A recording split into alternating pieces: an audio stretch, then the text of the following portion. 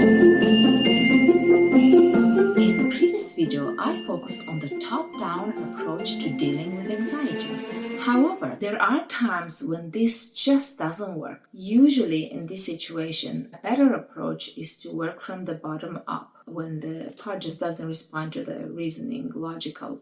In that case, there are strategies to help calm down. So a lot of them are bodily strategies, things that you can do to help this part unblend a bit, get rid of some of this adrenaline and cortisol. For different people, again, different things work. Some use breath work and it's really efficient. Some use meditation.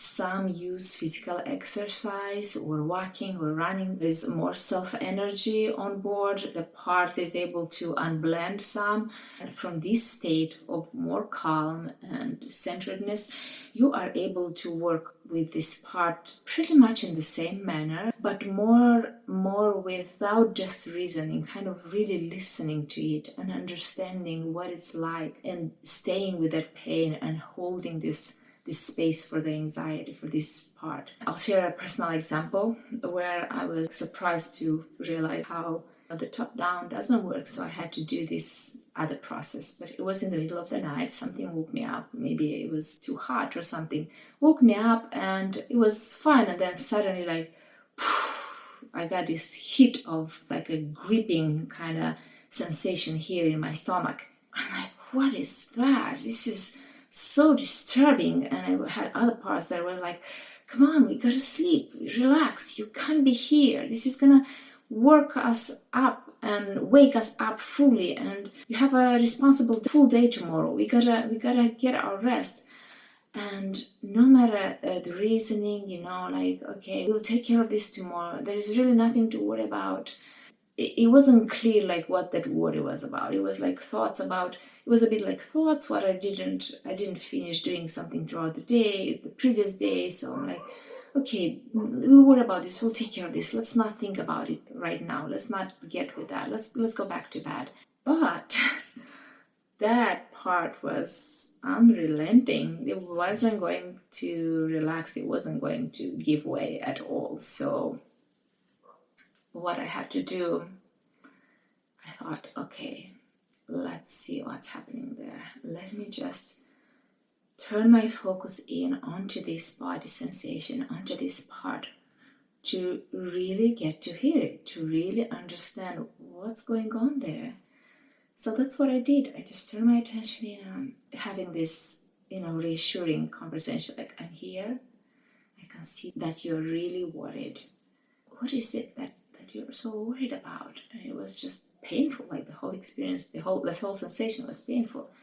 And I hear, the part saying, we're supposed to do this, and this, and if you didn't finish that. I'm like, okay, yeah, that's right. So what's so bad about it?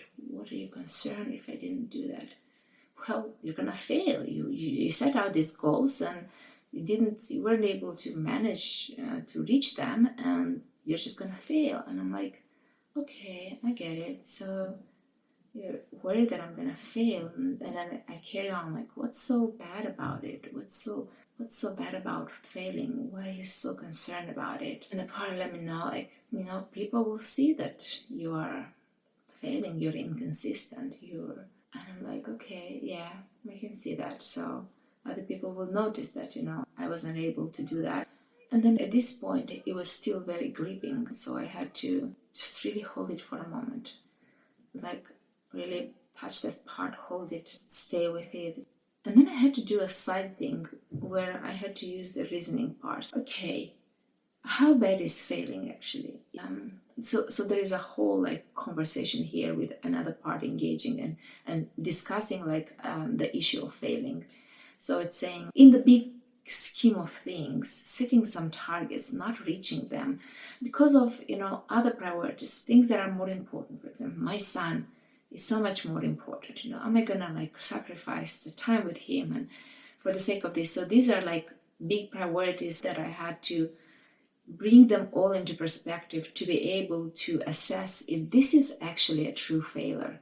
So what if I'm not like a mechanistic thing that does things, like pack, pack, pack, pack. and things are more organic, and sometimes things don't work out because I'm limited and have limitations. So basically, by having this, bringing this reasoning in and having this kind of conversation and actually using a bit of this top down now, like where this part came in and reasoned and look at this logically, it also helped the part to get it, yeah, okay, so it's not exactly 100% failure, it's relative. But then I continued with it, I said, so let's say that people will see it, what's so bad about it? And the part says, well, you'll definitely be a failure. It's like there will be no doubt about it. And that was the end of it. The sensation, it was instantaneously gone. I was trying to get back in touch with this part, and it was just suddenly just completely relaxed, chilled, went into the background. It just wasn't there. It became so clear, this whole thing, the whole concern about like failing. And when it said that you definitely be a failure, it's as if the part thought, oh my gosh, this is such nonsense. Of course that's not true. And it just I'm out of here. Sorry for wasting your time.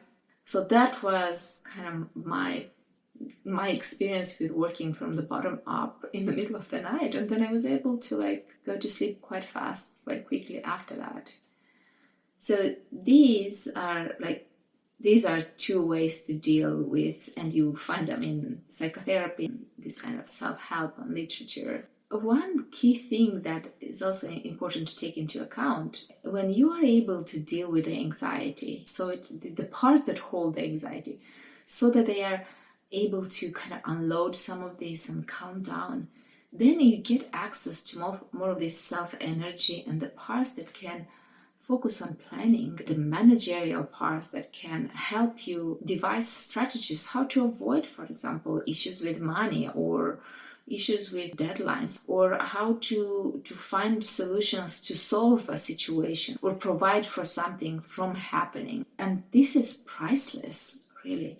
Having this access to all your resources unhindered by the feelings of anxiety and worry. Because for a lot of people, this is the biggest problem, the biggest drawback is not that they don't know how to or don't have the resources, the inner resources and the knowing of and the wisdom and the ability to reach out and find. Most people, it's this worry and anxiety that is there, that is feeding a lot of negative thoughts as well and beliefs, that is kind of keeping them into this state and fearful to reach out and do something about it. In conclusion, when it comes to worry or anxiety, instead of running away, it's better to step towards it. A key principle to take on board is worrying doesn't help a situation. Worrying doesn't add to a situation. It can be detrimental actually in finding a solution. So when it comes to regulating or helping the worry part that comes on board,